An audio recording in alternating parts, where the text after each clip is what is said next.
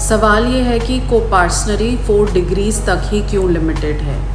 इसका रीज़न ये है कि हिंदुइज़्म में ये माना जाता है कि जब भी कोई हिंदू डिसीज़ होता है तो उसके 3 लीनियल मेल डिसेंडेंट्स ही उसे स्पिरिचुअल बेनिफिट दे सकते हैं। इसीलिए ये चारों जनरेशन्स मिलके ही कोपार्सनरी फॉर्म कर सकती हैं।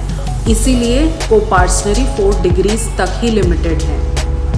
कोपार्सनरी का जो क्लासिक व्यू है उसके अकॉर्डिंग डॉटर्स कोपार्सनर्स नहीं हो सकती। हिंदू सक्सेशन अमेंडमेंट एक्ट 2005 के बाद ही डॉटर्स अब कोपार्सनर मानी गई हैं। डॉटर्स अपनी फैमिली की कोपार्सनर्स हो सकती हैं। जब डॉटर्स की मैरिज होती है तो वो अपनी मैरिड फैमिली में कोपार्सनर्स नहीं मानी जाएंगी। कोपार्सनरी में इलेजिटिमेट सन भी इंक्लूड नहीं किए जाते।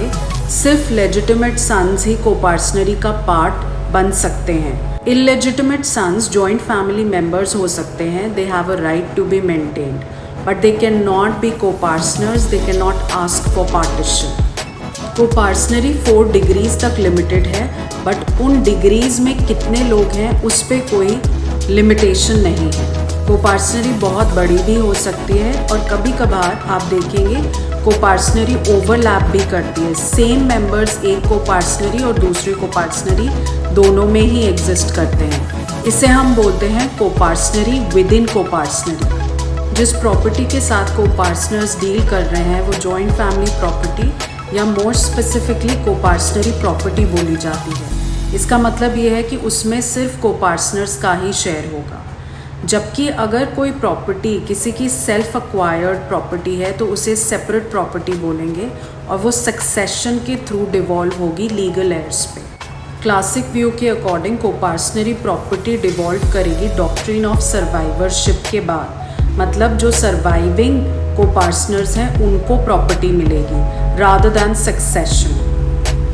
लेकिन Hindu succession amendment act of 2005 के बाद डॉक्ट्रिन ऑफ सर्वाइवरशिप ही अबॉलिश हो गई है अंडर सेक्शन 6। ये लेजिस्लेशन पैरिटी क्रिएट कर रहा है हिंदू मेल्स और हिंदू फीमेल्स में, जहाँ पे हम देखेंगे डॉटर्स भी कोपार्सनर्स हैं। इसलिए अब classic view of coparcenary as it is adopt नहीं किया गया है हिंदू सक्सेशन की अमेंडमेंट के बाद 2005 में।